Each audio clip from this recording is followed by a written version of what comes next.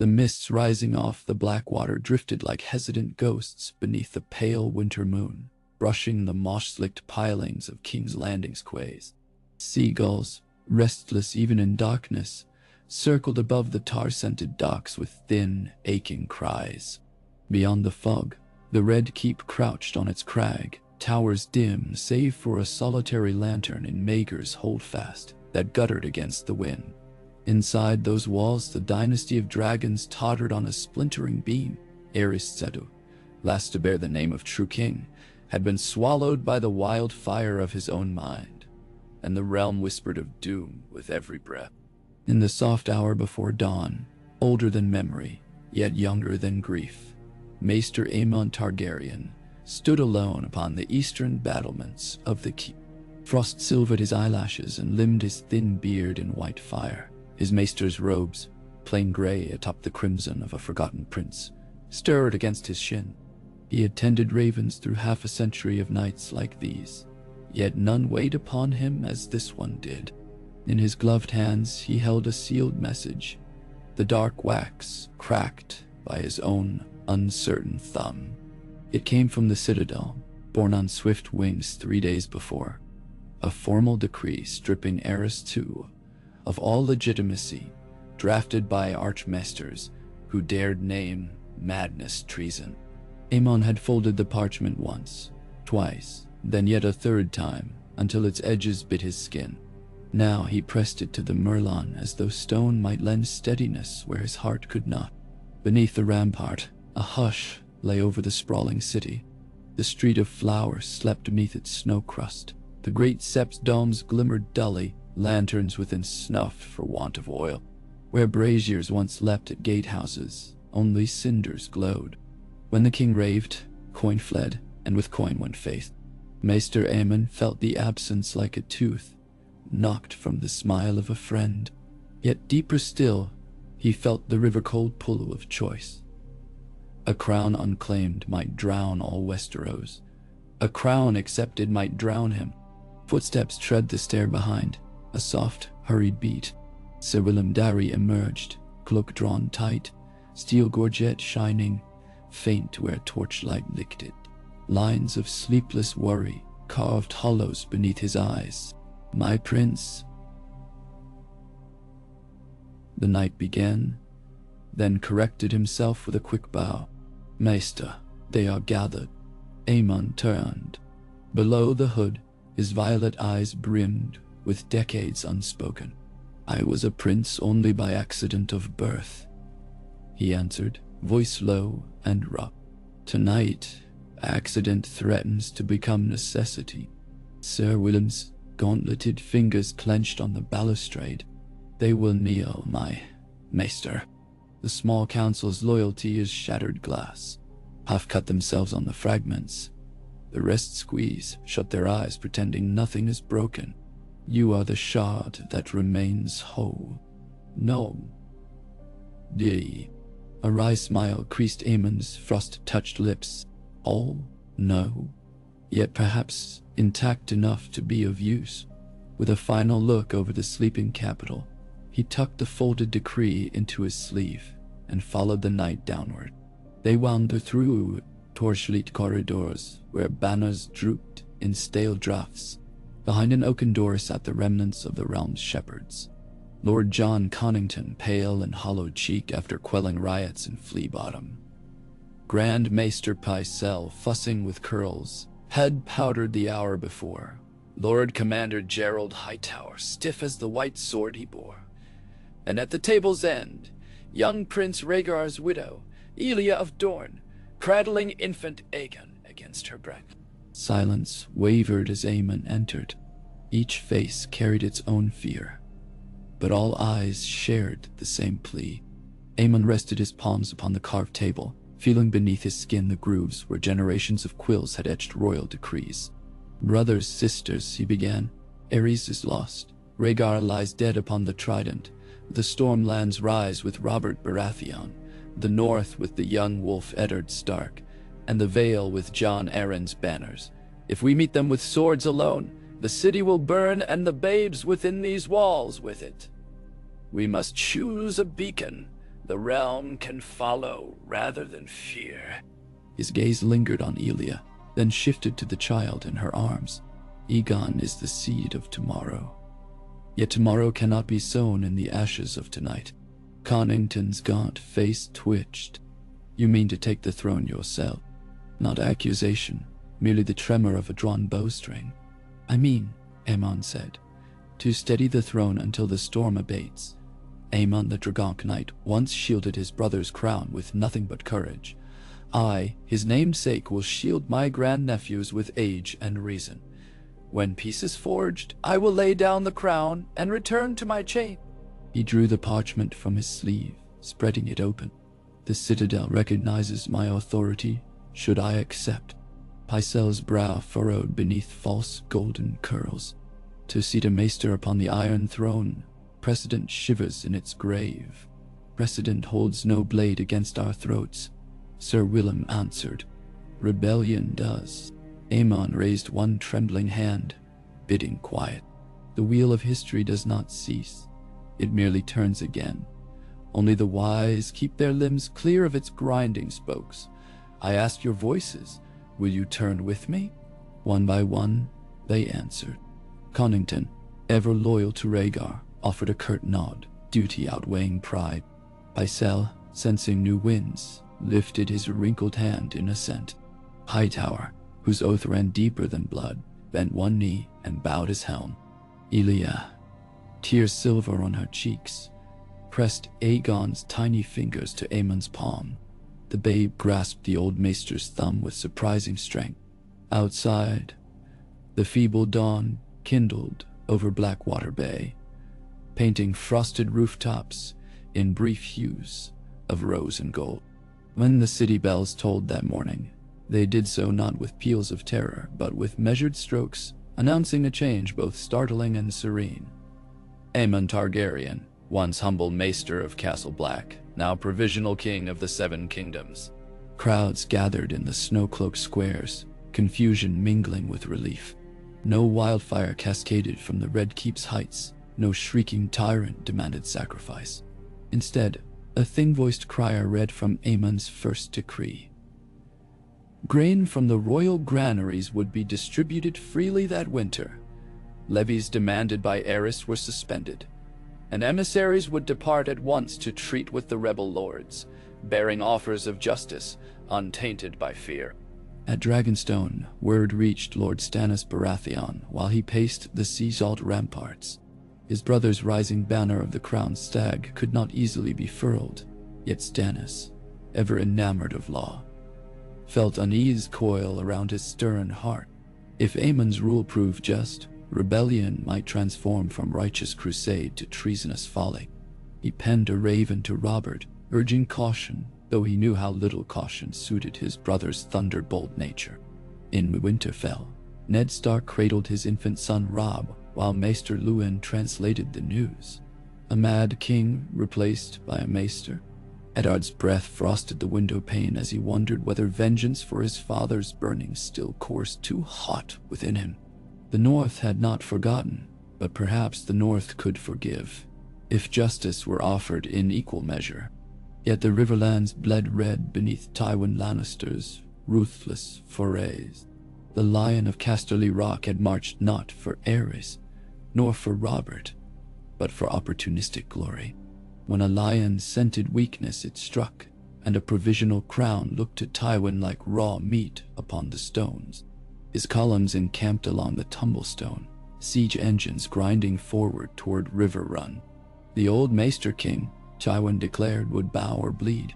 Aemon convened council after council, palms pressed to his brow, quills scratching fervently. Sleep thinned beneath the weight of scrolls. Dragons of stone watched from niches. He felt their carved eyes upon his shoulders each time he passed. Yet his resolve did not fracture. From the dungeons he released scores of prisoners taken on Aerys' whim. Among them Lord Denys, Darkland's orphan nephew, and the half-mad Septons who had preached mercy too loudly. Their freedom became rumor, rumor became hope, and hope spread like a hush of spring across frost-hardened fields. On the 9th day of his reign, 3 riders were admitted past the mud gate.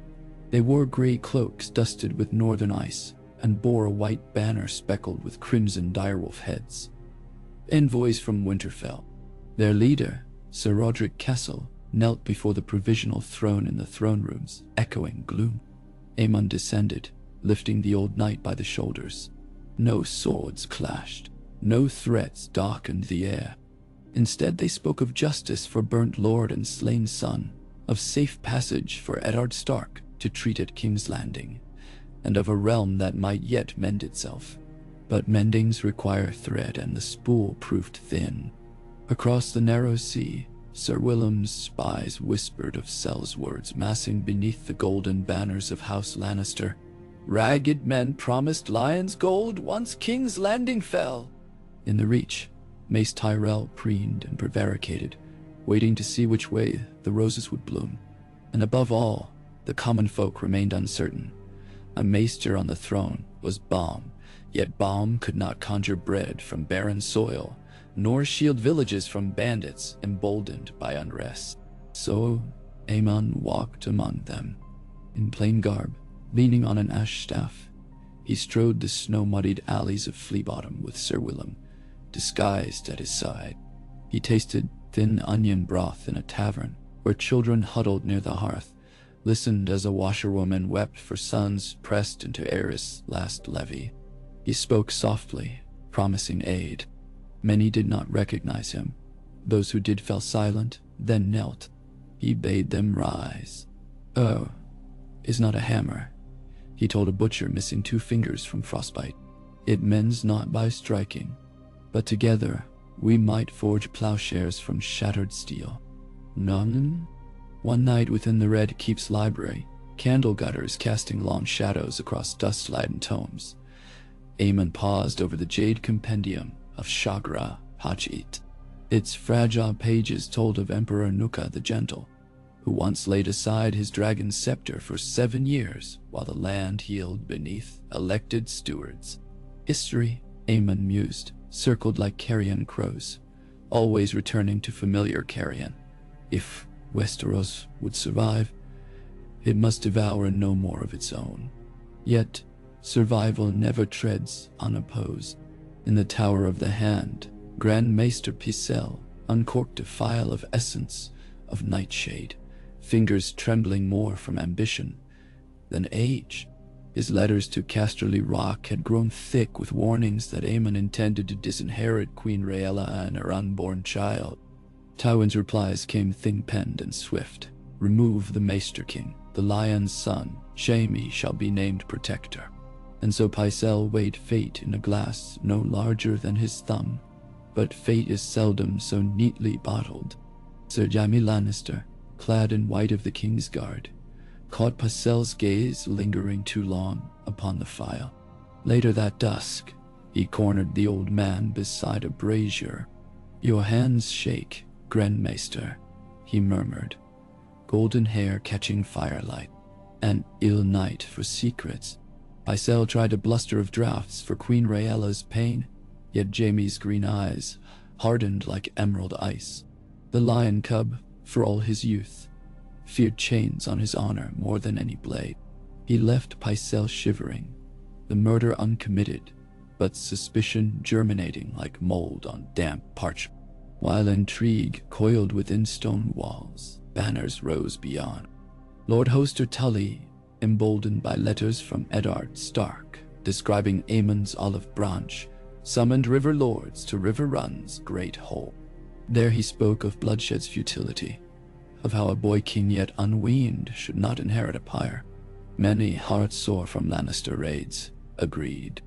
Yet others, wooed by Robert Baratheon's booming vow to bury Targaryen tyranny beneath Storm's End's cliffs, wavered. Thus did the realm fracture not in 2, but in a dozen fault lines spreading like cracks in spring ice. Snow fell heavier come the turning of the moon. In the godswood of the Red Keep, Aemon knelt before the weirwood heart tree transplanted by Baelor the Blessed. Scarce-lash eyes of red sap regarded him without judgment. There he found Elia Martell one morning, Her hands rid Grah from carving dragon sigils into the bark with a knife too blunt for the work. Tears glittered unshed like amethysts. "My lord," she whispered, "will my children live to see sons not blackened by war?" AEMON took the knife gently away, folding her fingers over the warm haft. "They will see sons, princess. Whether they shine upon crowns or fields, I cannot promise. Yet sons they shall see, if my blood must purchase the dawn." On the 20th day, a raven arrived from Winterfell, bearing 2 words scratched in a steady northern hand. "I come." Stark marched south with a retinue stripped of pomp, no host behind, only truth before. When his party reached the Red Keep's gates, snow thawed beneath morning melt, as though the north carried its own small spring. AEMON received Ned Stark in the throne room, the Iron Throne looming behind like the shadow of ancient cruelty. No swords were drawn. Instead, each man bowed, 2 strangers bound by shared wounds. They spoke beside braziers while courtiers watched with breath bated. Ned's voice carried the chill of broken oaths. "My father and brother burned alive. Justice, not vengeance, drives me south. Can justice breathe within stone walls that heard their screams?" AEMON met his gaze, unflinching. "Justice is a seed. It grows only if watered by those brave enough to tend it. Help me plant it, Lord Stark. Let your voice temper mine, lest age dull my hearing." Thus, an accord sprouted. Ned remained his temporary hand, his Stark honor lending weight to decrees. Together, they outlined trials for Pyromancer Rossart and King's Justice Ilan Payne, architects of Aerys' atrocities. Together, they drafted letters inviting Robert Baratheon and Jon Arryn to parley under peace banners at Maidenpool, a neutral ground far from dragon wings or staghorns. But Robert marched too swiftly for ink to dry. His hammer beat the road from Storm's End, forging alliances of steel and fury. At Bitterbridge he swelled his host with Reach Sellswords, disgruntled by Tyrell indecision.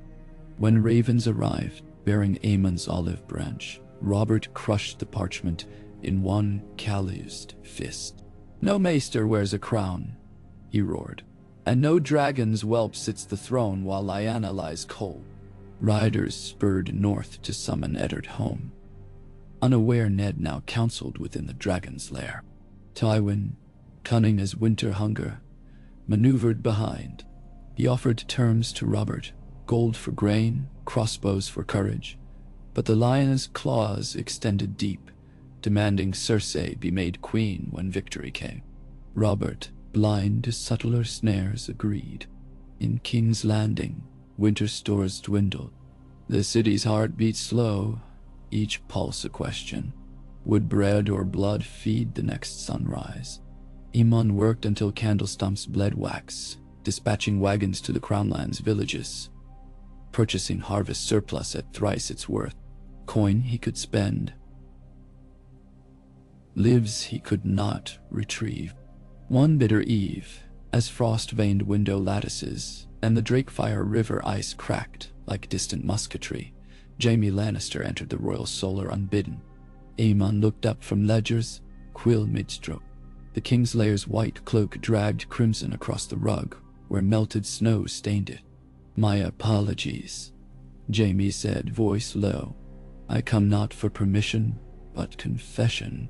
He spoke of Pycelle's file, of whispers in Lannister halls that spoke of lions devouring dragons one final time. Honor snarled with bloody within him.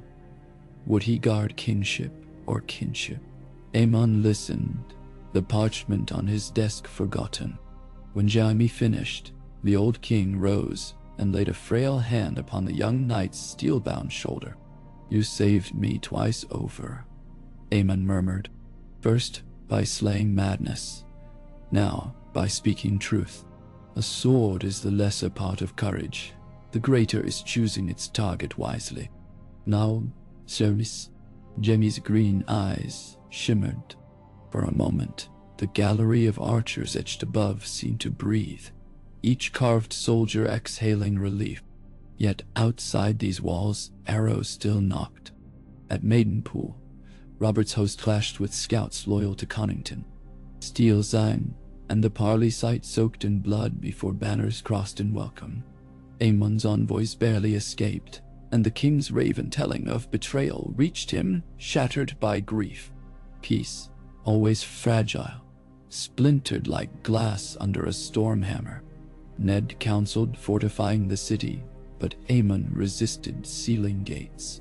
"Trust east behind barred doors," he said. "Let it walk our streets while it can still stand." Instead, he opened the Red Keep's granaries to commoners, distributing hardtack and salt beef upon the king's road. Men and women who had cursed dragons knelt to thank him, tears turning grime to muddy rivulets upon weather-cracked cheeks. Inside Downwater Hollow, tavern bards began singing a new verse. The Ballad of the White Dragon, telling of a prince who traded crown for chain, and chain for crown again, not to rule but to heal. In the Riverlands and the Reach, small folk repeated the tale between gulps of thin ale, hope flickering where once only hate had burned. Tywin scowled upon hearing such songs. He ordered his minstrels to compose counterlays, praising Robert's hammer, but melodies of fury rarely outlived whispers of mercy. Still, gold bought louder lutes, and soon two tunes battled across hearths, the hymn of the hammer and the lullaby of the white dragon, each note another arrow in a war fought for hearts as fiercely as for castles. On the 32nd day of Aemon's reign, riders in Baratheon colors broke the horizon of the King's Road, dust clouds billowing like dragon smoke. Robert's vanguard, 500 knights and twice as many foot, advanced under banners snapping in the chill wind. City bells pealed, not with triumph, but warning. Aemon stood upon the city walls beneath a tattered cloak of midnight blue. Beside him, Ned Stark donned mail, whose gray links gleamed like frozen tide pools. Sir Jaime polished an already spotless helm, the white weirwood pommel of his sword resting against the crenelle. Elia watched from a window high above, one hand pressed to her heart, while the other rocked baby Aegon, his breath tiny puffs against her collarbone. No siege engines rolled behind Robert's column. This was not an army come to wait. It was a spear poised to strike at once. Robert himself led, warhammer across his shoulder, gorget embossed with stags rampant. When he drew near enough for parley, Aemon descended from the gatehouse and walked alone across frost-stiffened turf, his breath trailing like smoke. Robert reined in, hoarse, snorting clouds. The old king bowed. "Lord Baratheon, save your courtesies," Robert thundered. "Where is the madman's head? Where is Lyanna? Where is justice?" Aemon straightened, spine creaking.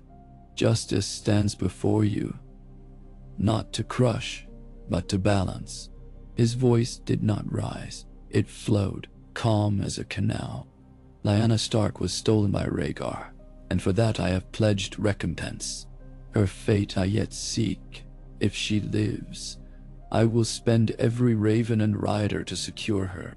But usurping the throne will not raise her from the grave if she is lost. Let anger yield to sense." New arms. Robert's knuckles bleached white on his hammer. "Sense is for maesters. I am a storm." Behind him, his men roared approval, stamping pikes. Aemon drew a slow breath. He could feel the weight of every eye upon them, the city walls bristling with archers, the rebel line with Archon fury. He pictured a single arrow loosed in haste, loosed in hate, flying between them. Pictured both hosts surging forward, pictured children crushed beneath hooves. His pulse thudded in his ears, yet his voice emerged steady. "Then blow, storm," he said. "But remember, storms pass. The land remains, scarred by every tree they fell." Robert swung from the saddle, boots sinking into churned snow. He strode forward until but an arm's reach away. They stood thus, age against youth, wisdom against wrath. Robert's breath smelled of ale and sleepless nights. AEMON smelled of parchment and sage. For a moment no word disturbed the brittle air. It was Ned Stark whose voice broke the stillness, carrying from the rampart like distant thunder. "Robert," he called. "Hear him." 3 words, nothing more. But memory of shared boyhood and lost sister stirred behind them. Robert's shoulders heaved. He swallowed, emotion like rocks grinding. At last he spoke, lower. "What would you have of me, old man?" "A single fortnight," AEMON answered. "In that span, I will find Lyanna or her truth. If I fail, I will yield the crown freely into your hands and bend knee. But if I succeed, you will bend yours before Prince Aegon and help me forge the peace that her soul deserves." Nodi, Sidzjunt. Hush fell so deep, the creak of saddle leather sounded a thunderclap. Robert's brows knotted. 2 fortnights' march lay behind him. Winter threatened ahead. Yet Ned's gaze burned from the battlements, pleading, accusing, loving. Robert saw again the birthing bed on which Lyanna had sworn him to promise before slipping beyond reach. He spat in the snow. "A fortnight then. But if you lie, Maester, the storm shall not pass. It will swallow you." AEMON inclined his head. Truth needs no lie to shield it. They parted. Robert wheeled his horse. His force withdrew to field camps beyond arrow shot. Within the Red Keep, sighs escaped lips that had forgotten breath. Bun sighed louder than AEMON when he climbed the tower of Maegor alone, knees aching each step. 700 feet above, in a rookery fragrant with straw and droppings, he wrote 12 ravens worth of orders, north, south, east across the sea, seeking Lyanna Stark's voice or bones. As feathered messengers vanished into the steel-colored dusk, he whispered to one lingering bird, "Fly swift, little ghost. Carry hope on faster wings than rumor." The raven cocked its head as though understanding, then beat black pinions and was gone. Below, the city braced for either miracle or massacre. Days crept by on silent claws. Robert's campfires flickered like fallen stars against hills of brittle grass. Inside the keep, Ned joined AEMON at council tables, strewn with maps and raven scrolls. They spoke of search parties through the Dornish marches, of whispers that a blue winter rose, yet bloomed in a tower abandoned near the sea. Each rumor a thread, each thread a chance to stitch shut bleeding wounds. Sir Willem Darry trained new recruits upon the Mudgate, but grim lines etched his mouth.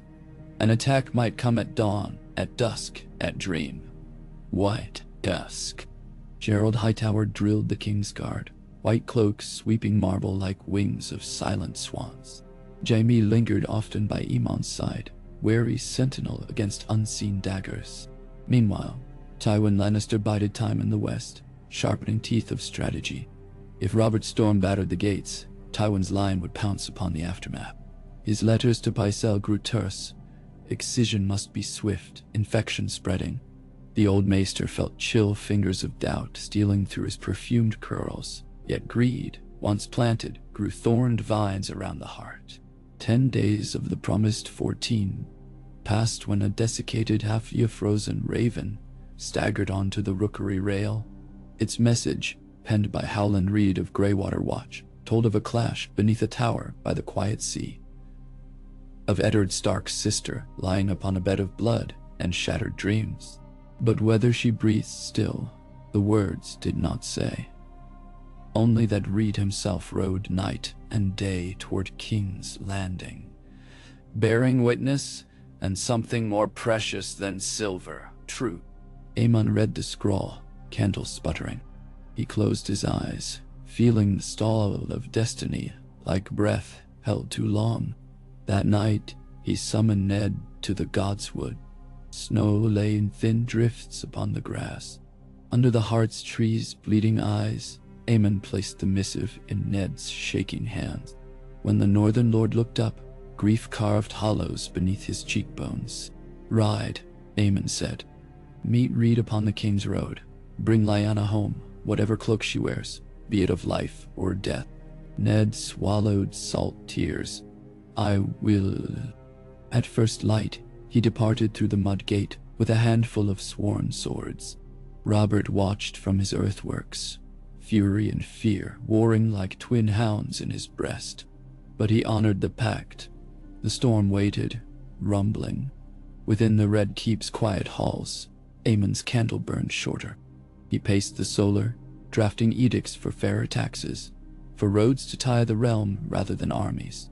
Each parchment he sealed with wax, yet knew might never be read. Elia visited sometimes, laying baby Aegon in his arms. The infant's fist curled around the old man's chain, tugging gently. Aemon smiled, and for a heartbeat the weight of crown felt light as a falling petal. On the 13th dawn, Tywin Lannister's forces broke from the western hills, reed gold banners blazing under a pallid sky. He marched not against Robert's camp, but toward the undefended King's Road behind it, severing the Baratheon supply. Like a lion flanking a boar ensnared in thicket, Tywin sought to cripple both dragon and stag in a single rake of claw. Alarm drums thudded in Robert's encampment. Word flew, Lannister betrayal. Robert cursed himself for blind trust, yet refused retreat. Instead, he wheeled to meet Tywin, leaving a token force watching the city. Stormhammer and Lion's Paw thundered toward collision amid the frost-shrouded fields of Windwater. Aemon received reports by Raven, each more grim. 2 armies would bleed within sight of the capital, and when men bled, widows howled, and children starved. He ascended the Iron Throne chamber where the great door stood, ajar to milky morning light. He ran a hand across cold steel swords, forged in conquest, dripping none of their own blood yet thirsting for more. The throne seemed to whisper of eternal hunger. He turned away. In the courtyard he ordered saddles. Sir Jaime protested. Siwan. Sir Willem begged caution. Elia clutched his sleeve. But Aemon's resolve glimmered like hoarfrost in dawn fire. "A king who hides while his people die is no king," he said. "I wore chains to serve knowledge. I now wear a crown to serve peace. If I cannot buy peace with ink, then I shall purchase it with my flesh." He rode from the gates beneath a banner of purest white. No dragon sigil nor crown, only blank cloth. Promise of parley. Jaime and a wedge of Kingsguard flanked him, cloaks snapping in wind. Behind, the city watched an old man gambled against the fates that had devoured younger, stronger souls. Across fields where last snow clung to yellow grass, they rode west. Smoke columns twirled on the horizon, Tywin's forges and Robert's cookfires. Between, the land waited like an altar. They reached a gentle rise overlooking the valley where 2 hosts arrayed. Stags to north, lions to south. Banners rippling in icy gusts. Aemon urged his mare onto the crest, alone save for one standard-bearer holding high the white flag. Trumpets faltered as eyes turned upward. For a heartbeat both armies stilled, uncertain. Aemon's voice carried down wind, stronger than age should allow. "Children of Westeros, put aside beast and sigil. Look upon one who would be no king if kingship cost your lives." He raised trembling hands. "I am Aemon, once of the Citadel, once of Castle Black. I claim no destiny but that which mercy carves. Listen and choose." Wind stole his next words from many ears, yet their resonance lingered. On the Baratheon flank, ranks shifted. Men who had lost sons to Aerys yet gained hope from Aemon's grain. Among Lannister's center, sellswords muttered. They were paid for plunder, not annihilation. Tywin's gaze burned like sunset on brass, but he signaled no advance. Robert scowled. Yet Robert remembered the promise of Lyanna and the fortnight's thread not yet severed. AEMON spoke long, though not loud. He spoke of towns turned tombs, of hearths grown cold by endless march, of kings whose crowns melted into iron thorns, piercing those they swore to shelter. He offered to dismount, to kneel between hosts, to yield life if that sacrifice might slake wrath. Silence fell thicker than snow. From Robert's ranks, Lord Renly spurred forward, but halted when Robert raised one gauntleted fist. On the Lannister side, Kevan Lannister conferred with his brother, anger subdued by calculation. An hour stretched thin. Then thunder of hooves approached from east, Ned Stark with Reed beside him, bearing a litter draped in direwolf gray and barrow blue. The hosts parted, awe and dread rippling. They mounted the rise, Ned dismounting with knees that would not hold. He knelt before AEMON, tears scarring wind-burned cheeks. "My sister," he said, voice ragged. The litter's veil lifted. Lyanna Stark lay pallid, breath faint, but present, a bruised flower, yet unplucked by death. Howland Reed bowed low. "She lives, kept in fever dream, but lives." A sound escaped Robert, a roar, a sob, both. He wrenched free of his helm, stumbling forward. Ned rose to bar his path. "Gently," the Northman whispered. Robert approached, dropping his hammer. Upon seeing her lashes flutter, a boyish smile cracked his weathered visage. Tears guttered in his beard. Tywin watched, golden brows drawn. No victory glittered anymore, only shifting tides he could not command. AEMON knelt between lion and stag. "Promise fulfilled," he said softly to Robert. "The fortnight still wanes, yet I deliver what justice sought." Robert clasped Lyanna's hand, head bowed. Moments passed. At length he stood, shoulders weighted by new purpose. He faced his assembled storm. "War ends," he declared. "We came for her. We have her. No throne is worth another brother's blood." Shouts rose, some in protest, some in relief. Robert silenced them with upflung arms. "I gave my word. A Baratheon does not break oath." He turned to AEMON. "My lord, I bend the knee." Gasps rippled. Robert knelt, gauntlet sinking into thawing earth. AEMON, trembling, placed a frail hand upon the warrior's shoulder, anointing not a subject, but a partner in peace. Tywin's jaw clenched. He saw the board tilt, his gambit crumbling. Yet retreat meant salvaging pride. Assault meant standing alone against united hosts. He raised a white-bordered banner of red lion crossed by gold. His voice carried, "Casterly Rock withdraws. We will not war upon men who choose mercy." Swords sheathed, grudging but whole. Thus, on a windswept hill, war bent like willow before weight of conscience. AEMON returned to King's Landing, flanked by stag and direwolf, lion at respectful distance. The bells pealed again, not for crowning or death, but for respite. Within the Red Keep's sept, Lyanna lay tended by healers. Robert kept vigil, hammer traded for hope. Ned watched, grateful though wary, peace fragile as frost, lace on spring buds. AEMON, weary beyond years, ascended the throne room once more. He faced gathered lords, Stark, Baratheon, Arryn, Tully, even Tyrell proxies, and proposed a council regency, each house a voice guiding the realm until Prince Aegon's majority. The Iron Throne, that jagged beast, would remain empty save ceremonial court days, its shadow tempered by shared rule. Some scoffed, yet many saw wisdom. Compromise, though bitter to tongues reared on steel, tasted sweeter than ashes. Tywin demanded place on council. AEMON granted it, trusting watchful eyes to bind the lion's claws. Robert agreed, provided Lyanna's safe return north when healed. Ned pledged Winterfell's stores to feed the Crown lands until summer. Thus the pact of the white dragon formed. Fragile, yes, but alive. That night, AEMON climbed again the eastern battlements where his reign began. Dawn's first blush-painted sky and sea alike rose upon silver. He leaned on the Merlin, hands mottled with age yet steady. Somewhere within the city, children laughed, laughter scarce since Aerys' screams had drowned joy. For the first time, AEMON allowed himself a smile unmarred by worry. He breathed the cold air, feeling its scorched lungs, unused to hope. Snowflakes drifted like pale embers. He caught one on a fingertip. It melted, leaving only a bead of water reflecting dawn's gold.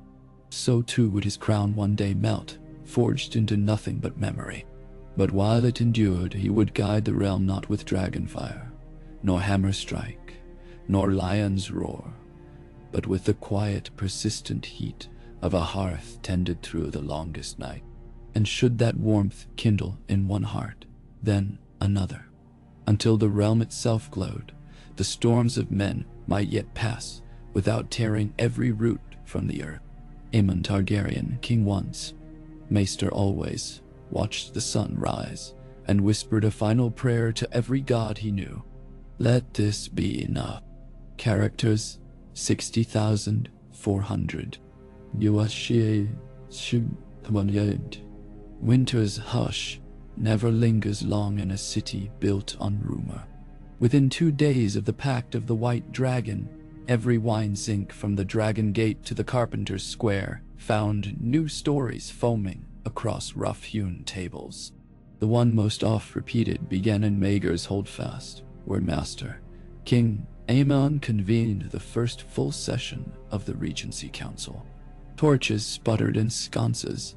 Banners that once bled scarlet now hung scrubbed of soot and rage, their folds catching the half-light like sails eager for open seas. Lord Eddard Stark stood at AEMON's right hand, ash-brown hair still dusted with road grit. Beside him towered Robert Baratheon, in a new doublet of deep storm blue, the breath of forge-fresh chain mail shivering beneath. Tywin Lannister faced them from across the table, a golden lion cast in living bronze, flanked by his brothers Kevan and a silent Jaime, whose Kingsguard whites glimmered like pale moonstone. Mace Tyrell sent his mother, the Queen of Thorns, whose wry smile cut deeper than any blade. Jon Arryn, pale from hasty travel, carried parchment sheaves bristling with seals of half the Vale. Prince Oberyn Martell arrived last, boots soft as serpent scales and eyes bright with all the trouble a desert sun could scorch into mortal flesh. AEMON opened the council with neither flourish nor threat, only the steady cadence of an old scholar lecturing stubborn pupils. We govern in Aegon's name, he said, but we answer to every hearth in Westeros. Grain, law, and justice would be our 3 pillars. Today we raise the first. He ordered the crown grain reserves, surveyed by sworn harvest counters, chosen from each great house. No corn measure, no barley sack would be touched without 2 seals, 1 lion or stag or rose, and 1 small folk scar, the thumbprint of a village elder. Jon Arryn's quill scratched the decree. Ned Stark seconded. Tywin withheld assent until the Queen of Thorns remarked that hungry peasants burned tax ledgers quicker than they baked bread. At her jab, Tywin dipped his pen. 1 pillar stood. Outside the Red Keep, wagons creaked into motion within an hour, escorted by mixed patrols of Winterfell spears, Lannister crossbowmen, and Stormlander knights. Citizens stared in wary wonderment as soldiers who 3 days prior brandished steel now traded salted pork for smile. Children followed the trains, counting heraldry like beads on a string. Direwolf, lion, stag, sun and spear, crescent falcon. When had such beasts ever marched side by side? Yet harmony grew shallow roots. Beneath the floors of the Tower of the Hand, Grand Maester Pycelle nursed a bruised hip and darker bruised pride. His phial remained corked, his whispers exposed, yet no cell door clanged shut upon him. Instead, AEMON kept him at arm's length, assigning him to supervise the citadel-born healers tending Lyanna's stock in the Maiden Vault. Pycelle smiled through beard tails and plotted which cord to cut first should the new order falter: grain, law, or justice. One severed string might topple all three pillars more neatly than wildfire. Far across the Blackwater, in the windy halls of Dragonstone, Rhaella Targaryen's labor pains began beneath the narrowing crescent of the waning moon. Midwives darted like frightened doves. The island citadel shook with each scream.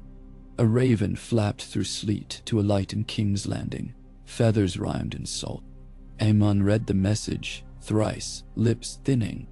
The queen's babe would be the last child sired by Aerys, legitimate or not. If it cried alive upon the birthing bed, whose claim would eclipse whose? The council must reckon, but not before new life arrived, lest they condemn it before first breath. He dispatched Sir Willem Darry with ships and healers, Robert's reluctant blessing in tow. Let no shadow pass that child's cradle before we know its shape, AEMON charged. Willem bowed, cloak snapping in the bay wind, and made sail east by morning tide. The days that followed wove peace and menace in equal thread. Riverland lords long bled by lion raiders accepted Tywin's reparations in hard coin and harder iron, contracts promising rebuilders and wheelwrights at casterly expense. Yet many a night's gaze lingered on Riverrun's scorched orchards, wondering if Tywin's purse would staunch grief or sharpen its edge. Sir Brynden Tully rode to King's Landing, bearing caskets of river mud. He poured them before the throne to remind every lord of blood seeping still into ravaged soil. AEMON thanked him publicly and placed the caskets upon the small council dais, a silent oath that mud and memory alike would not be scrubbed from record. In Fleabottom, storytellers shifted tune.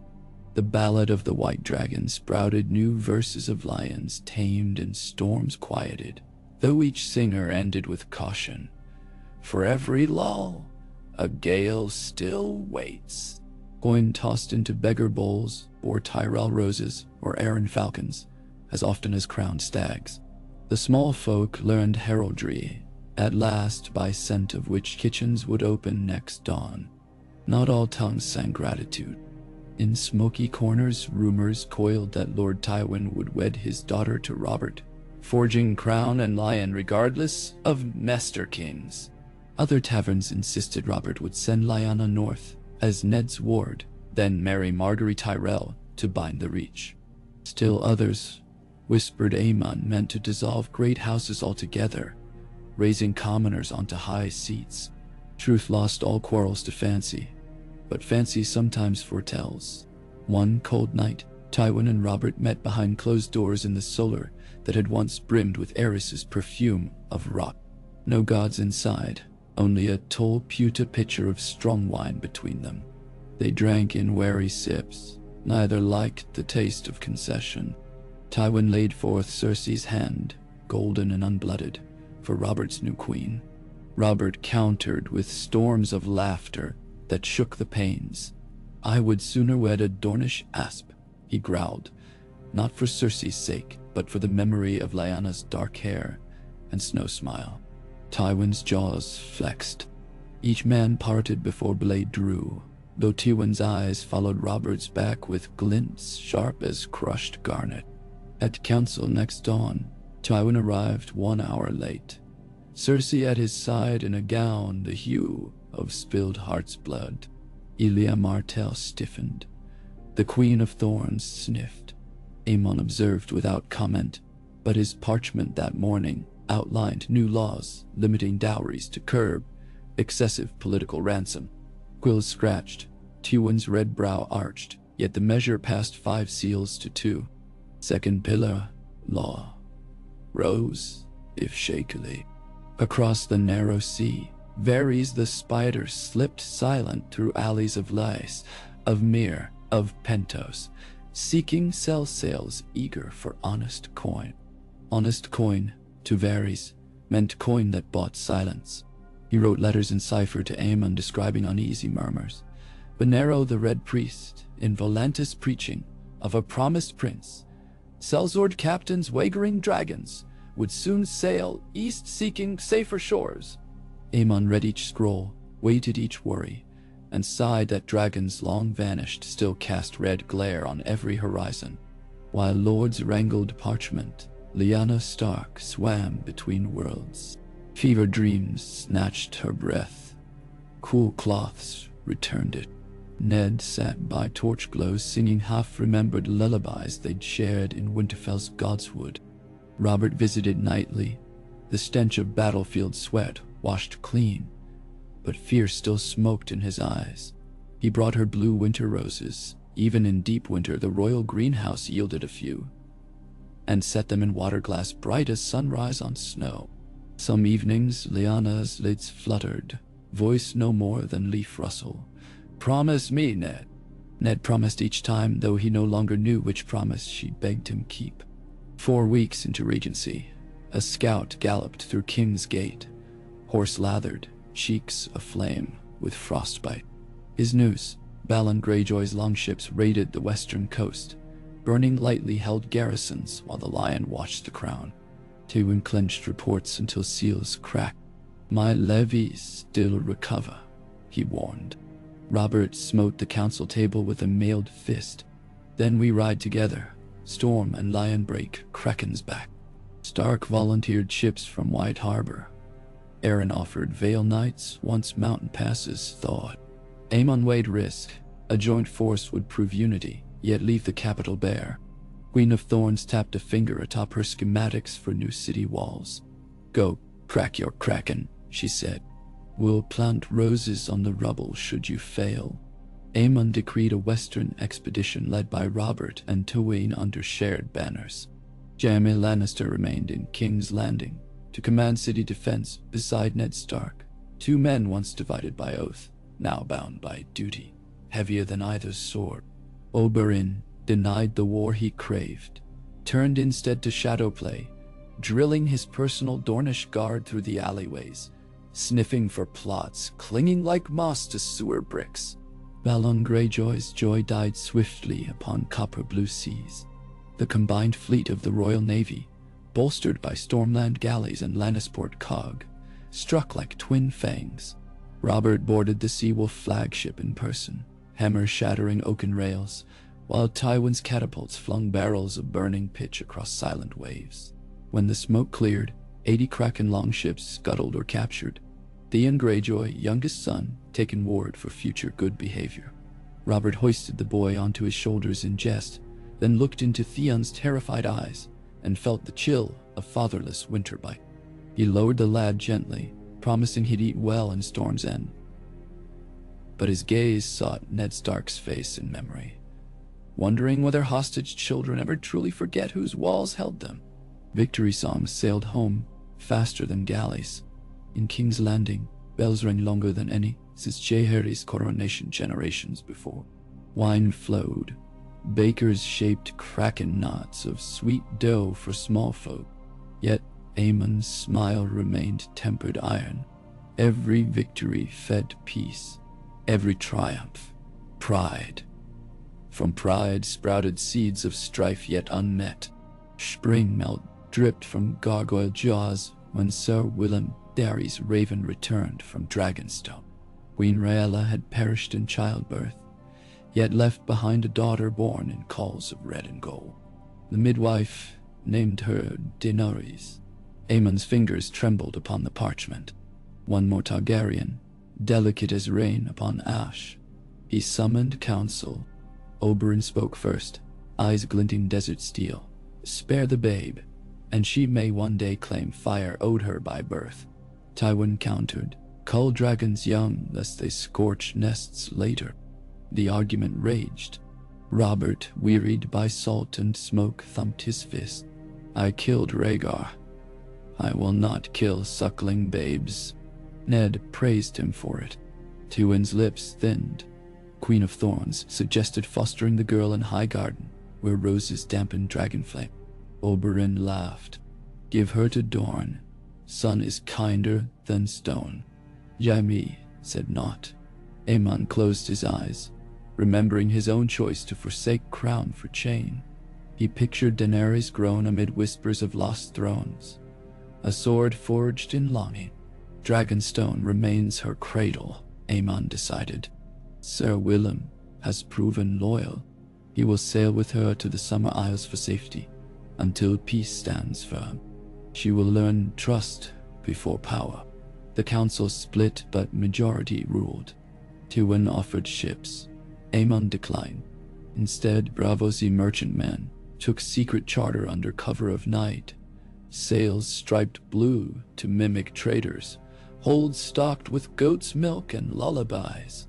As Dragonseed fled across summer seas, another fire sparked closer to home.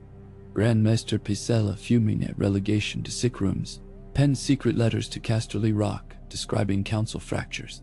He sealed them with the Citadel's black iron key stamp, a mark meant to command Archmaester attention, but pressed now to rouse Tywin. The parchment traveled by deft courier disguised as Septon Dot.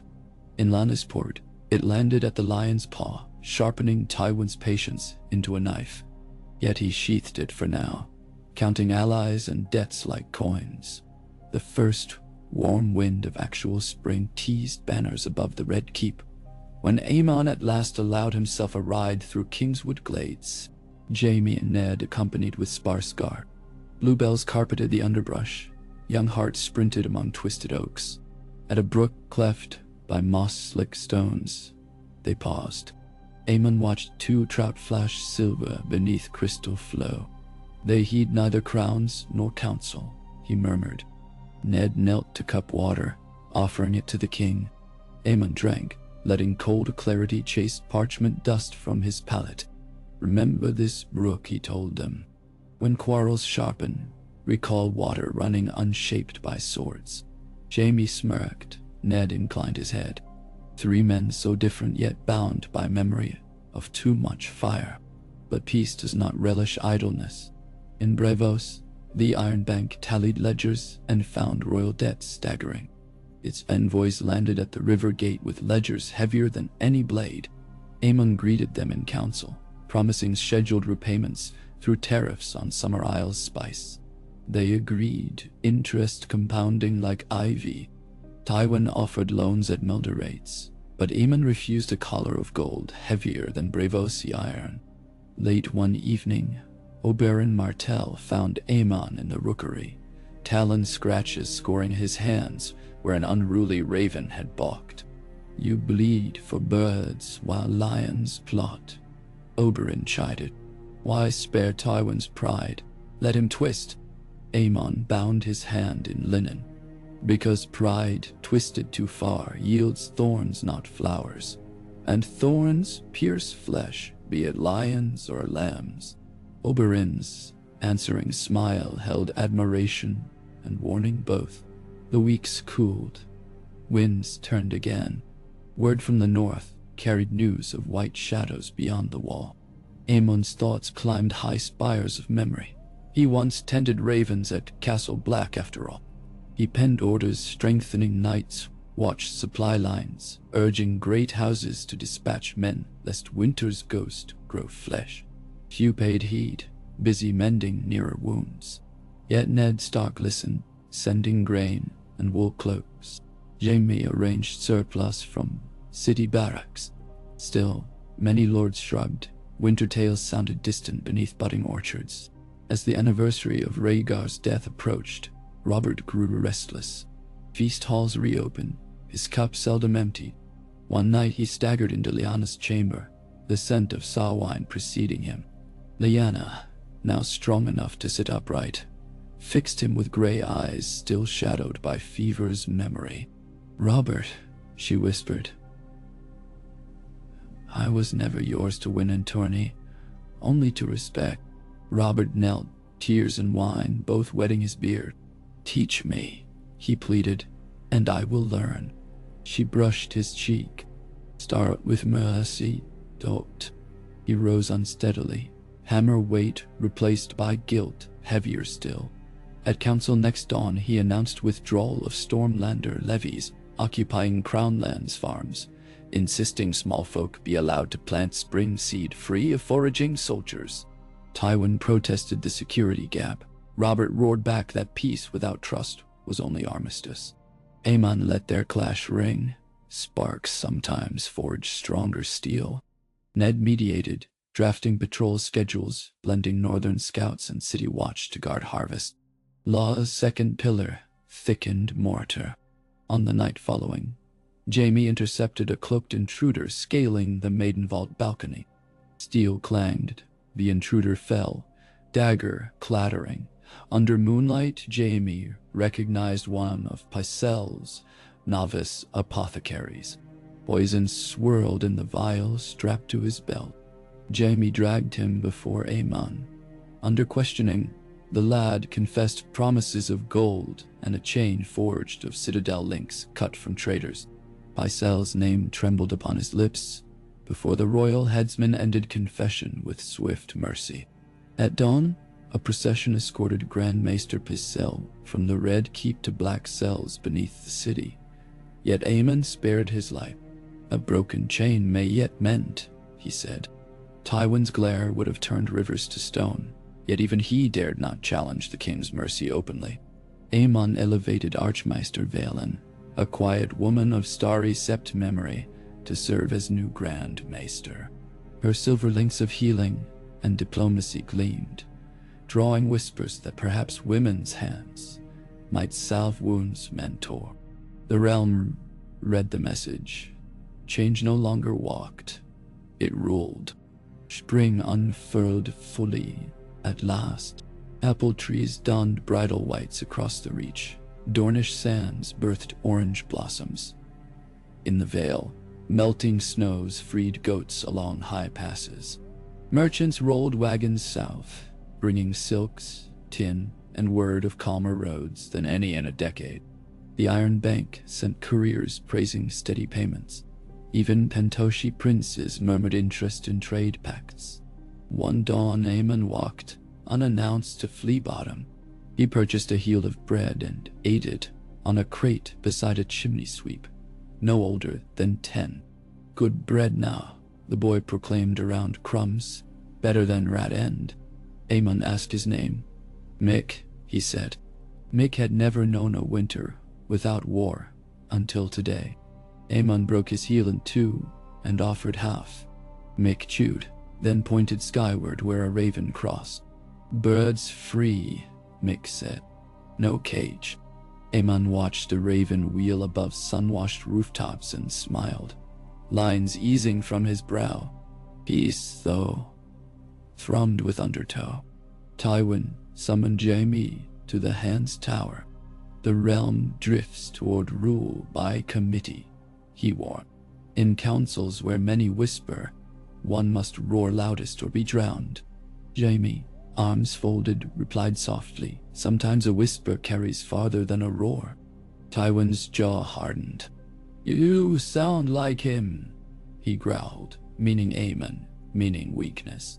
Jaime considered the sword at his side, then the sword of his vows, and departed without further word. Bloodline bonds frayed, silent and unseen. Oberyn Martell, bored by speeches, traveled the Stormlands to verify Greyjoy's surrender. He returned with 6 kraken tattooed on his spear, marks of duels won against pillagers who refused kneel. Robert laughed so hard he spilled half a barrel of ale. Tywin scowled. Each dead raider was ransom lost. Aemon accepted Oberyn's tokens, then tasked him to escort food wagons north. Turn your spear to plowshare, Prince of Dorne. Oberyn grinned, eager to stab hunger instead of men. Lyanna Stark, walking now, joined Septas in the gardens, her laughter strange music to walls that had heard only weeping. She requested audience with Aemon. In the solar, she laid her hand atop his parchment. Set me free, she asked. Let me ride home. Aemon nodded, but asked one boon. Speak before the city first. Tell them truth of her capture. Lyanna agreed. On the first feast day of summer's forecast, she stood upon the Red Keep balcony, voice amplified by copper trumpets. She told of Rhaegar's gentle songs, and harsh decisions, of love tangled in prophecy's net, of no rape, no abduction, only choice imperfectly made. The city listened, mouths agape. Robert heard from the yard and wept in open view of thousands. Tywin's spies carried the story to every corner. Songs rewrote themselves before sunset. The last ember fueling Baratheon rage winked into smoke. With that flame extinguished, Tywin's ledger of leverage shrank. He pivoted. Loyal lion rather than lurking. He proposed funding a university in King's Landing to teach engineering, the better to rebuild. AEMON accepted gladly, naming it the Dragon Knight Academy after his namesake forebear. Some said Tywin meant to fill lecture halls with Lannister loyalists. Others countered that scholarship bent men to quills, not swords. Either way, minds sharpened. That midsummer, the Regency Council ratified the Charter of Stone and Stream, 100 clauses limiting royal purview, empowering assemblies of local magistrates, establishing circuit courts presided by traveling judges from each great house, paired with maesters. Justice, third pillar rose, broad as bridge piers across every river. Small folk cheered, some lords grumbled. Yet the charter's wax seals glimmered under torchlight like new constellation.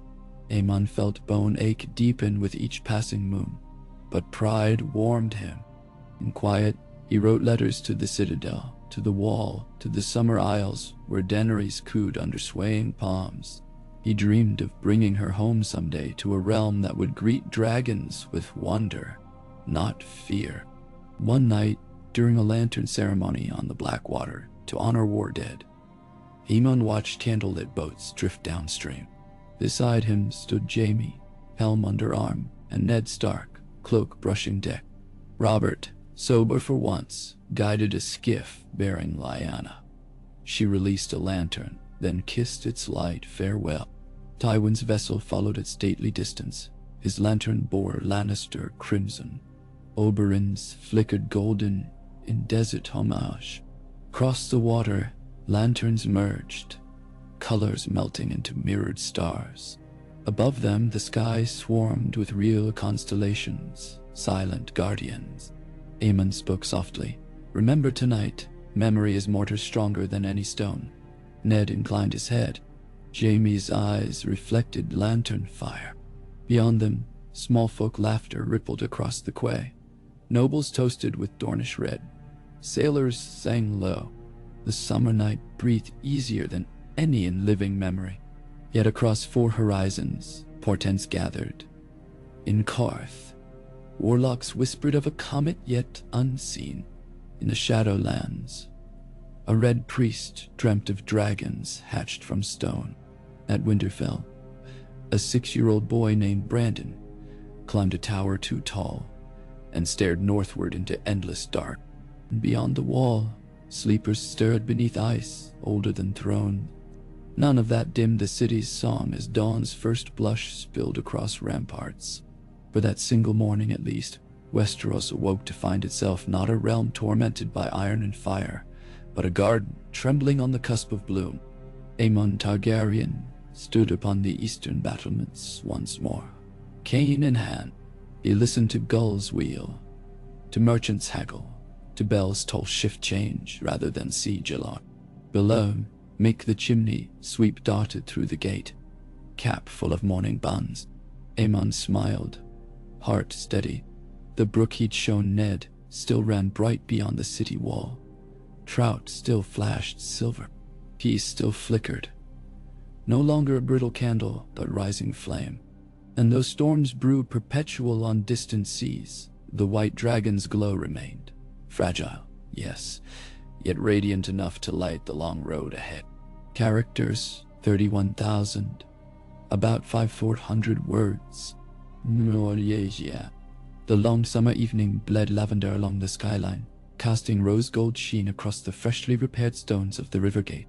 In its shadow, a cobbler's boy named Torm thumbed a silver stag, the size of his eye socket, A coin had earned honestly mending boots for a northern outrider. Such silver had been rare as snow in Dorne before the White Dragon's pact. Now it chimed in pockets like distant bells. Torm flicked the coin skyward. It spun, caught last light, and fell again into his palm. He was 13, too young to remember a realm at true peace, but old enough to know this hush could split like river ice at any sudden crack. Above him, atop the battlements, Ned Stark watched the copper sun sink. His gray cloak whipped as gulls veered seaward. And for a heartbeat, he felt the air of Winterfell sweep through his lungs, cold and resolute. Yet the city at his feet pulsed warm, alive, humming with the fragile contentment King AEMON had coaxed from embers. Ned's mailed hand closed over the parapet. 5 moons had passed since the charter of stone and stream. In that time, harvest wagons had rolled unmolested, and common tongues spoke of law as if it were a birthright, not a privilege. Still, omens perched upon the realm like ravens on rookery beams, and Ned had learned long ago that a raven's wait was never idle. Behind him, footsteps approached. Sir Jaime Lannister, white cloak billowing. The Kingslayer rested gloved hands on his sword belt and gazed alongside Ned at the dust. Lovely, he said, and meant the crimson horizon. Almost enough to forget there are men who'd gut us both for half that view. Ned offered a curt nod. Almost. Letters from Winterfell? Jaime asked. Ned's mouth flickered. Robb writes daily of pup fights and sword lessons. Bran of every crow that steals his breadcrumbs. Their world stands small and safe for now. He faced the Lion Knight. I intend to keep it so. Jaime smiled in rueful agreement. You and I share that aim, Stark, though my father believes otherwise. Your father's aims are rarely mistaken for the realm's good. On that, Jaime said, we also agree. Below, torches flared. The city watch changed shifts. The setting sun tipped helms and spear points with wine-red gleam. Jaime folded arms. Have you told AEMON of Mace Tyrell's quiet levies? He knows, Ned answered. And he knows Tyrell fears the Reach left undefended while Robert harasses Greyjoy skirmishers. Levies do not always mean rebellion. Jaime chuckled softly. You've a generous heart. My sister would say levies only mean rebellion, delayed until harvest wagons are full. Ned's jaw hardened. Your sister is not on the Regency Council. A comfort to us all. Jaime leaned closer, voice low. Still, if roses draw swords, the lion may smell opportunity. I've tried to stay his paw, yet paw obeys the will behind it. Ned's eyes narrowed. Should paw unsheath, I will cut it clean. No threat, merely pledge. Jaime inclined his head, acknowledgement, not challenge. Together they watched dusk settle like quilt upon slumbering keep, each man measuring how soon the fabric might tear. In the small hall, King Aemon broke bread with Vaelin, new Grand Maester, over a map of the realm pricked by bright pins of supply routes. Candle stubs guttered, wax pooling like amber. Aemon's joints ached, but his mind raced at dawn's pace even near midnight. Vaelin poured thin wine, her healing links clinking. The plague maiden pool is contained, she reported. Oil of vine, salve, and quarantine saved 30 souls that would have fed graveworms a year past. Aemon smiled. Knowledge spreads swifter than fire when tended. Vaelin's sharp eyes soften, but fire still spreads. Ravens speak of Shadowkin raiding lonely farms in the gift, burning barns, vanishing before watchmen. Aemon's thoughts leapt north. Free folk, or something worse. Their tracks freeze into nothing, she said. No heat of living man. Aemon exhaled. Cold and darkness stir beyond the wall. I have seen their heralds before. Numbly, Velen reached into her satchel, withdrawing a black glass dagger half a hand long. Dragon glass. Samuel Tarley of the Watch sent this, with word of ancient lore. Stone hearts that melt ice shades. Yet they have few. AEMON turned the shard. Obsidian catching candlelight. Few is more than none. He set it gently down. I will speak to the council. If winter walks again, we must meet it united. Velen flicked gaze at map pins. United, yes, but cracks lengthen. Pycelle festers in his cell, muttering names.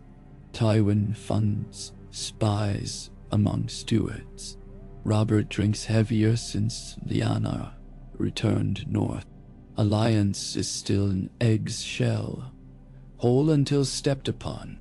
Namdium, Shide, Madel Billy, Bihanwar. Wa. AEMON's fingers curled. Then we must harden that shell to stone. A knock. Sir Willem Darry entered, sea cloak damp from night air. Salt and urgency laced his tone. Your Grace, a Summer Isles ship limped into the harbor bearing our custodians. Pirates struck off the stepstones. Daenerys lives, but just. AEMON's breath hitched. Bring them at once. Moon clung thin as a scythe as healers laid the infant Daenerys upon a feather bed in the maiden vault. Ribbons of bruises marred her tiny wrists from rough bonds. Her eyelids fluttered. Sir Willem recounted between gritted teeth.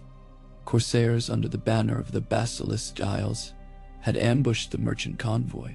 Only ragged skill of summer spearmen and a sudden squall saved the babe.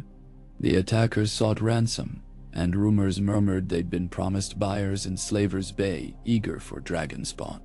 AEMON stood over the cradle, face creased by grief beyond tears. Elia Martell hovered, swaddling Daenerys in Dornish silk.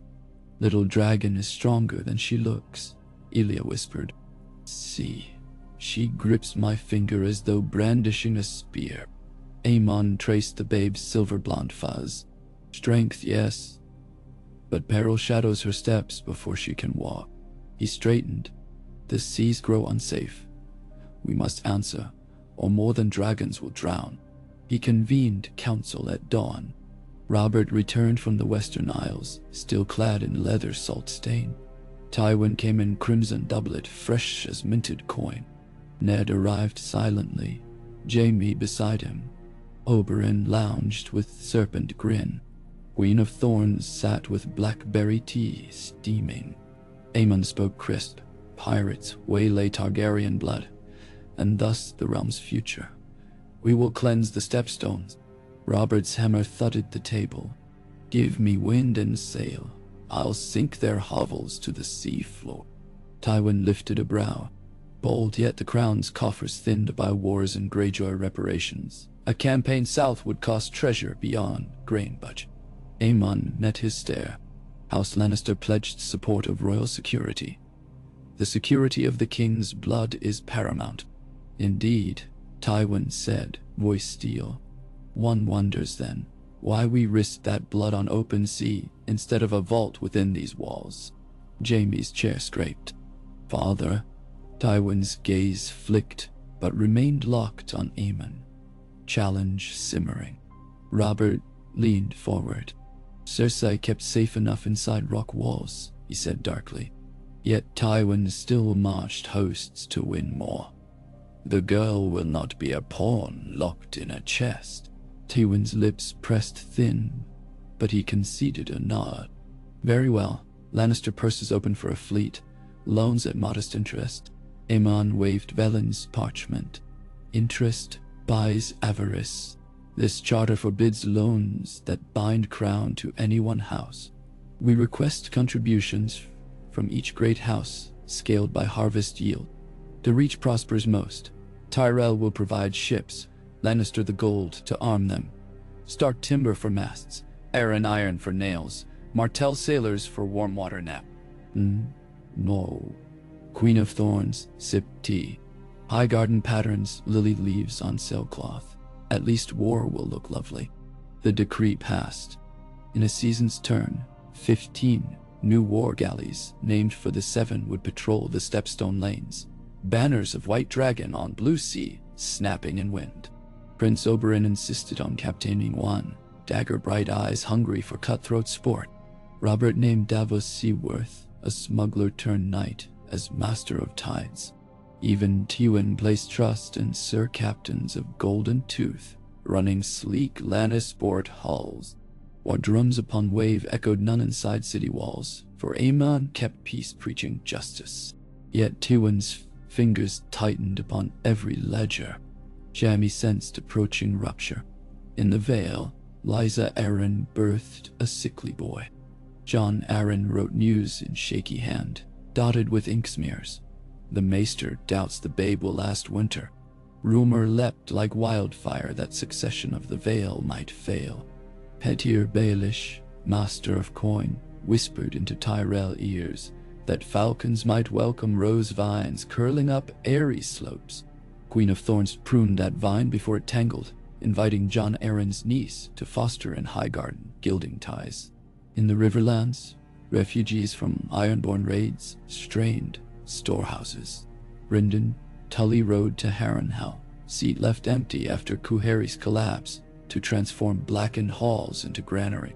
Talisa Megia, healer from Volantis, oversaw triage. Word reached AEMON. He dispatched coin and masons. Tywin grumbled, gold for burnt ruin. AEMON answered, better grain in ruin than blood in palace. Jaime smiled at that. Autumn crept in, cool fingers twisting leaves to molten shades. Robert returned to Storm's End to oversee cider pressing. He promised moderation, then washed Vow down with barreled apple fire. Without his thunderous presence, the council's cadence slowed. Ned oversaw city guard reforms. Watchmen now rotated posts beyond home districts to curb bribery. Jaime sparred recruits, teaching defensive forms emphasizing disarm rather than kill, a philosophy drawing curious stares. Lyanna Stark, recovered, journeyed north under escort of Hightower knights and Dornish bowmen, an honor guard bridging once bloody factions. Before departure, she sought AEMON, offering a bundle of blue winter roses. Your crown carries heavier thorns, she said, than any prince's garland. Let these remind you that beauty survives frost. AEMON accepted, pressing petals into a tome of Valyrian histories. With Lyanna gone, Robert wrote scroll after scroll laced with regret. He asked marriage anew. Her answer waited across snows. AEMON sent ravens urging patience. Ice roses bloom slowly. Elsewhere, cracks widened. Mace Tyrell's levies escalated, hoarding grain. Oberyn's spies reported secret parleys between Tyrell Bannerman and Selzord Company. Bright spears. Jaime confronted his sister Cersei in a shadowed corridor. Tell me you do not plot with Mace to bind reach and rock above crown. Cersei's green eyes sharpened. Plot. I preserve our family from maesters who wear crowns like leashes, she hissed. Jaime recoiled, recognizing Pycelle's rhetoric dripping from her tongue. He begged her leave intrigue. She smiled like a cat. Intrigue is woven into every lion's mane. Jaime walked halls unsettled. Atop the tallest tower, he found AEMON reading by lantern, wind combing silver hair. The Kingslayer removed gloves. Your Grace, I fear my house braids noose from golden thread. AEMON marked parchment, set quill. Jaime, blood binds hearts, yet hearts wield choice. You chose to speak. That choice already loosens rope. He motioned to seat. Tell me. Through candles' thin hours, Jaime confessed whispers. Cersei courting Mace, Tyrell, Pycelle funneling letters, those cell bars. AEMON listened, face a calm harbor. At last he answered, we shall bring light where plots breed, not by sword point but by feast. A feast? A harvest moot, AEMON said. Call every great house to King's Landing for winter's welcome. Grain from Reach, fruits of Dorne, cheeses of the Vale, ale of the North. Tyrell must present bounty. To refuse invites scorn. We will seat foes beside those they fear. Words over wine. Secrets shrink in company. Nan, Bernimis. Jemmy laughed softly. A bow larger than Westeros. Then we build it. Invitations flew on raven wings. Winter's welcome. 10th day of the first winter moon. AEMON's carpenters erected a great pavilion in the dragon pit ruins. Stone ribs still soot-streaked from dragons long gone. Vaulted tapestries masked charred walls. Pine floors laid. Brazier's rings hissed warm. Artisans carved a single table 100 feet long from cedar felled in the wolf's wood. Polished till veins glowed amber. The day arrived. Snowflakes spiraled, though skies remained autumn soft, melting upon silk awnings. Caravans queued, Tyrell wagons overladen with melon and honeyed pastry, Martell casks of aged firewine, Lannister carts of gold-leaf cheese, Stark sleighs stacked with cured venison, Arryn mule trains bearing mountain bluebells for centerpieces. Even Balon Greyjoy, tail coiled, sent barrels of pickled rock eel. Banners whipped, lion, wolf, stag, rose, sunspear, kraken, falcon. For one breath, the dragon pit was more menagerie than ruin. Aemon entered last, staff tapping planks. He took seat at center, but no throne, only plain oaken chair. To his right sat Vaelin, to his left Mick the chimney sweep, scrubbed and garbed in squires' tunics. Symbol that small folk too would sup with king. Gasps rippled, Tywin's eyes tightened, Oberyn grinned. Musicians struck strings, servants poured wines, conversation flowed. Awkward first, then curious as guests sampled alien dishes. Ned discoursed forestry with Mace. The Queen of Thorns traded quips with Brynden Tully. Jaime and Brienne of Tarth debated sword balance. Davos recounted pirate duels to Balon's wary sons. Aemon rose near dessert. Tonight we harvest not only grain but grace. He began, voice carrying every corner. Speech is seed. May these seeds sprout understanding before winter deepens. He gestured to table lined with diverse faces. Look upon yourselves, once enemies, now stewards of plenty. Let no one house hoard what all require. Mace Tyrell lifted goblet. The reach bears burden of feeding such multitudes. Alada's strain. Aemon nodded.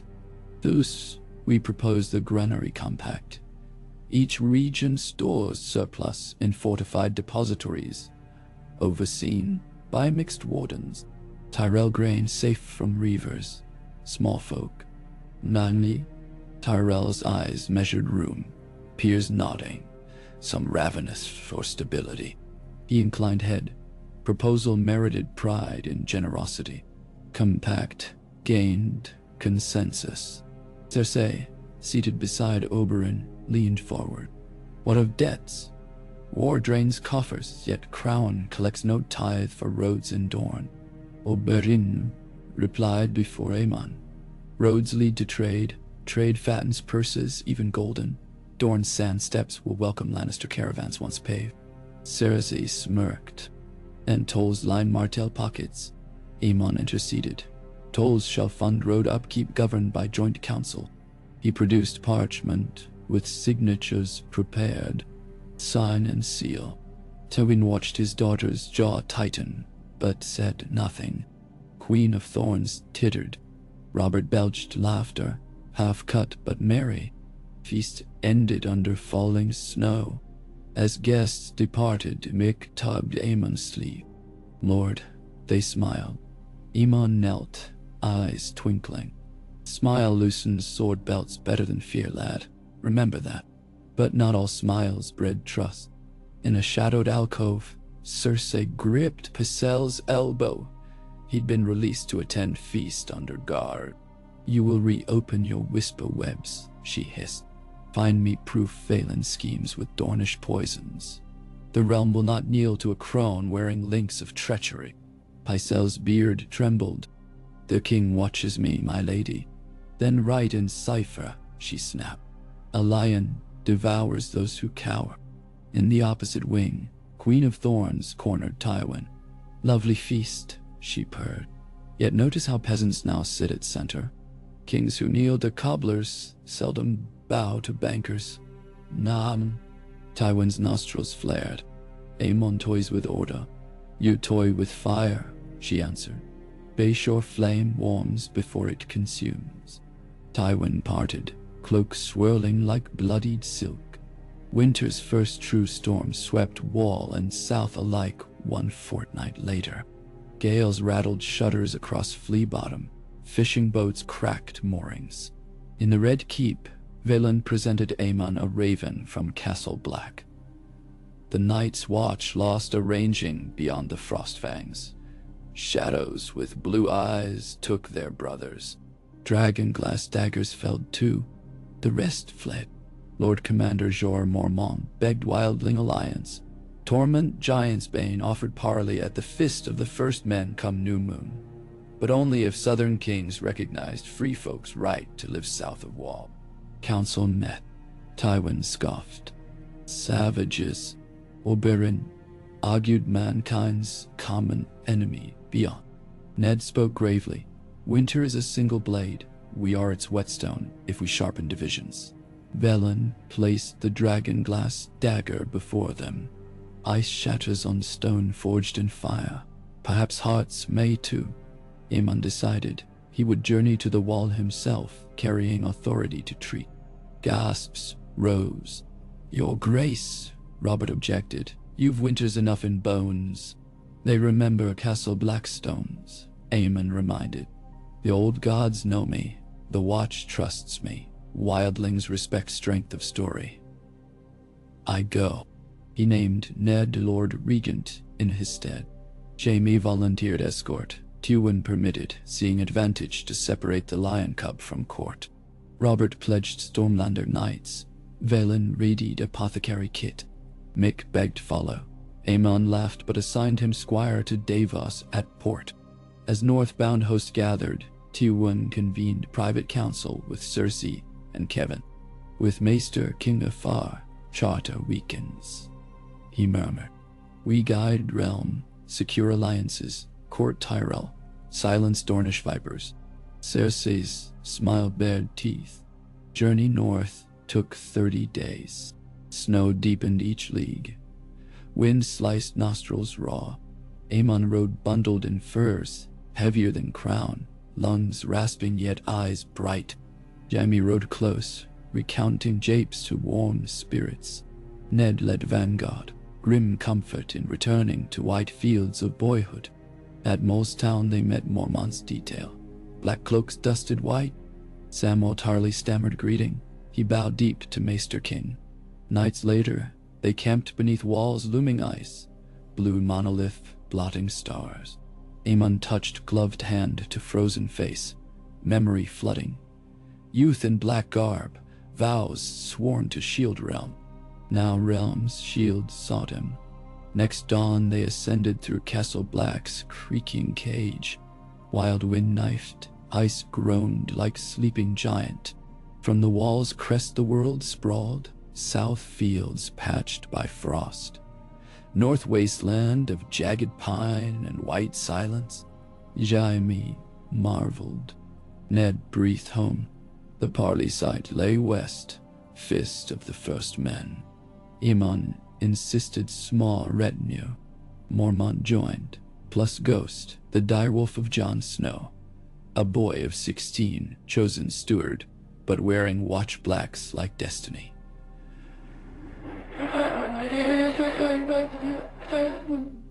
Dutch Amar. Dogsleds cut drifts, torches flickered. At the fist they found wildling tents, hides flapping. Giantsbane strode forward, beard iced. Wild eyes narrowed at noble firs but widened at AEMON's chain of archmaester links. The old raven comes south o' wall, he rumbled. Tell me why I shouldn't gut these crown men for smoke meat. AEMON stepped down, no armor beneath cloak. Because the dead gut us all if we squabble. Walk with me. No diesel knit. They paced ridge top, ghost wolves howling distant. AEMON spoke of ancient enemies stirring, of need for unity. Giants' bands spat, Southron lords call us thieves when we take land for feeding babes. Now, they ask handshake. AEMON met his gaze. I offer more than talk. Land in the gift, south of wall, 10 villages, seed grain, tools. In return, free folk aid watch, guide rangers, fight whites, all judged by council of equal voices. One watch, one free, one crown. Thunder and Giants' Bane's laugh.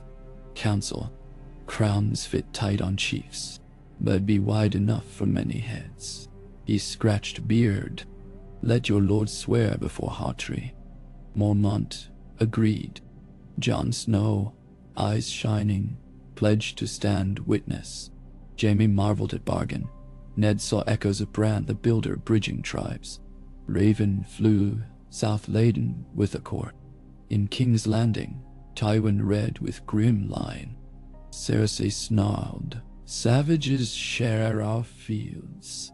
Mace Tyrell hesitated. Free folk as new markets. Queen of Thorns voiced approval. Dorne cared not. They had sand aplenty.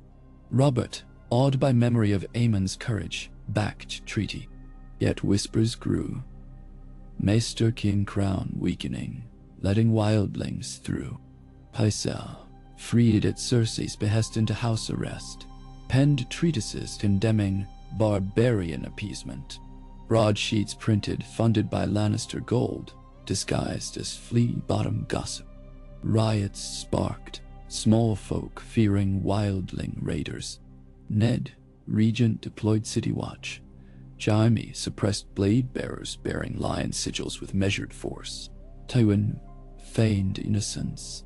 We must protect people, he told council. The king absent too long.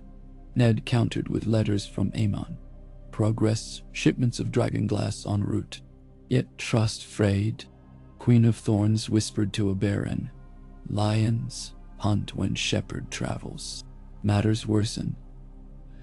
A Tyrell grain convoy vanished near Bitterbridge. Survivors claimed free folk raiders south of Neck. Rumor stoked by Pycelle pamphlets. Evidence scant. But Lannister outriders discovered wildling arrowheads planted among burnt wagons. Tyrell banners rose. Mace demanded retribution. Regent Ned urged patience. Wildlings still far north. Tywin recommended sending a joint host to Rootwater Crossing for investigation. Jaime confronted father. Did you torch those wagons? Tywin's silence answered. Jaime's hand tightened on sword. You'll undo the peace. Tywin's gaze turned glacier. Peace that chains lion is no peace, but cage. Inside Sept of Beeler, Mick lit votive candles, overhearing whispers of war. He ran to Vaelin. She brought him to Ned. Evidence pieced, forged arrowheads traced to blacksmith near Lannisport. Smith now missing. Ned summoned council, unveiled truth. Tyrell blood boomed, Lannister outrage feigned. Cersei feigned shock, Pycelle clutched beard. Ned sentenced conspirators under Charter's courts, but Tywin's name absent, no proof. Jaime offered testimony. Father's face haunted his nights. Aemon's words echoed, hearts wheeled choice. Jaime stood before council. Silence heavy. Tywin's eyes begged, ordered, accused. Jaime spoke. I witnessed forged arrowheads, false trail. I suspect Lannister agents. Murmur thundered. Tywin rose, cloak swirling, face mask of marble. Suspect is not proof. He strode out hall before vote. The council declared Lannisport Smiths interrogated. Conspirators executed, reparations to Tyrell. Jaime relinquished Lord Commander White Cloak, fearing oath conflict. Ned clasped his shoulder, calling him Sir Jaime White Dragon, forging new title for those who choose realm over blood. Dot! Tywin retreated to Casterly Rock, summoning bannermen. Cersei followed, fury wildfire. War drums rumbled. On the wall, Aemon felt tremor through ravens. He convened free folk chiefs, Night's Watch, and sworn knights. Together they bound troth under weirwood. Giant's ban gifted Aemon a horn of mammoth trimmed in gold. Aemon lifted it. Sound for peace. Blast echoed. Lights flickered far north, blue flames dancing on ridge. Jon Snow gasped, an army of dead assembling. Preparation began, forging dragon glass arrowheads, training free folk, Ned dispatching iron from valleys, Davos shipping obsidian from Dragonstone. War of Dawn approached. Tywin's rebellion threatened south behind. Aemon faced choice. March south, quell Lion, or remain north to face death itself. He sent Raven to Ned, keep south intact, hold peace. He would fight winter. Ned steeled. With Jaime, Oberyn, and Davos at side, he rallied houses still loyal. Arryn Falcons, Tully Trout, Baratheon Stormknights, Robert sobered by looming doom. Queen of Thorns supplied wagons. Tyrell foot uncertain. Lannister host massed in Gold Road Vales. Diplomacy last attempt. Ned rode to River Run border, where Tywin encamped. Snowflakes drifted, though ground only chilled. Ned offered truce, fight dead first, then council. Tywin stood beside Red Pavilion, face hollow as carved gold. Lion fights threats before they scratch cub, he said. Ned, a lion alone will be devoured. Tywin refused. Return ride, Ned's party ambushed by rogue Sellswords. Brienne shielded Ned. Jaime slew 6. Oberyn speared captain. Ned wounded thigh, but lived. Tywin denied involvement. War inevitable. At dawn of Frostfall, 2 battles poised. At the neck, undead tide. At Gold Road, Lion rebellion. Aemon led host of Night's Watch, free folk, Northmen fresh from Winterfell. Stark banners swirling. Giantsbane roared, Jon Snow beside him, clutching long claw. Atop ridge white figures advanced, the others, ice swords glimmering. Horns bellowed. Battle erupted, all flame, frost, dragon glass. Aemon, too frail to fight, sat horseback, directing maesters with wildfire bombs altered to burn cold. Blue fires hissed, whites fell, yet the enemy surged, endless. In south, Ned arrayed against Tywin near the ruined village of Byron's Ford. Snow-dusted helmets. Robert thundered forefront, hammer lifted. Tyrell helmets glinted green, some wavered. Davos commanded river flank. Battle horns rang. Jaime faced his father across narrowed field. Lion banners whipped against growing blizzard blowing from north, omens of greater war. Jaime's voice carried, "Stand down." Tywin answered with arrow wave. Clash. Steel met shield. Robert broke Lannister lines like storm on cliff, yet gold ranks absorbed blow. Ned limped but guided reserve arcs. Tyrell half-heart held. Cersei commanded crossbows from hill, face cold rage. Jaime pushed toward father, blade parrying cousins. "End this," he pleaded. Tywin, top destrier, eyes diamond cold, drew sword. Father versus son. First pass blade sparked. Second pass, Jaime knocked Tywin's sword aside, but could not kill. He disarmed, dismounted, knelt, offering hilt. "Choose realm," he begged. Tywin raised dagger concealed, thrust. Jaime caught wrist, disbelief. Dagger scraped mail, nicked. Reflex drove sword through mailed belly. Gold lion sagged, crimson spilling on snow.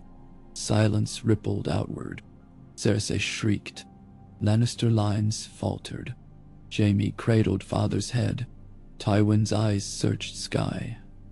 A lion does not kneel. Breath fled. Cersei ordered charge, but morale shattered. Gavin signaled retreat trumpets. Lannister host fell back. Tyrell advanced. Robert pressed, but Ned called hold. Enough blood. Jaime surrendered command, dripping tears. North, Aemon's forces battered but alive.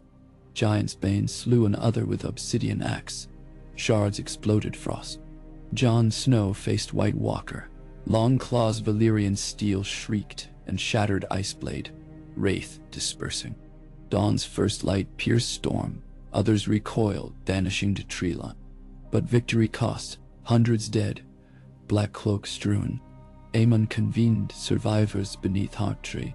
Dawn buys time, he told them.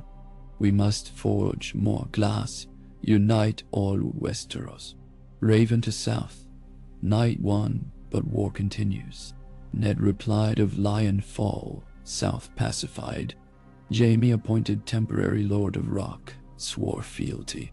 Cersei fled toward Old Town, rumored seeking maesters to crown Joffrey, twist charter.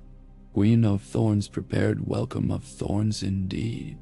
Months passed. Winter deepened, yet realm held. Free folk settled villages, supplying fur and bowmen. Tyrell grain fed front lines. Lannisport forges churned obsidian tip spears. Dorne mined glass from washed black beaches. Make now Korea between fronts, riding swift. One evening in Castle Black's library, Aemon coughed blood upon tome margins. Velen applied elixirs, but age crept. Aemon summoned Jon Snow and Ned's son Robb. Torch, I carried dims, he whispered. Flame must pass. He named Jon Snow commander of joint armies, Night's Watch, and Realm. Jon protested youth. Aemon smiled, eyes clouding. Winter chooses not by years but by hearts ready. Letters sealed, raven's wing. Aemon died that night quietly, breath leaving in whitened moon. Snow outside hushed world in mourning. His body carried south, escorted by direwolves and dragons made of memory. At King's Landing, thousands lined streets as funeral barge drifted along Blackwater, torches illuminating silver hair. Bells tolled across 7 kingdoms, first for Maester who became king, then for king who became legend. Regency Council reconvened. Ned, Robert, Jaime, Oberyn, Queen of Thorns, Valen, Mace, Balon, Jon Arryn, sworn anew, under charter, now renamed Aemon's Code. They crowned infant Aegon under joint guardianship, with Lyanna holding sword as regent of North, Elia of South. Jaime restored as Lord Commander, White Dragon God. Cersei captured near Old Town, delivered for fair trial. Peace forged by blood and dragon glass. Beyond wall, blue eyes watched still, but fires burned brighter across United Realm. Under starlit sky, Mick released Raven toward Summer Isles, message bound of hope. The white dragon has flown beyond dusk, but his children guard the night together. Winter will break. Raven soared, wings beating rhythm of new age. And somewhere on warm island sand, little Daenerys chased crabs, giggling at sunset, unaware of giants her tiny heart had moved. Above her, a lone red comet began to shimmer, as if heaven's penned epilogue not yet told. 1,300 words.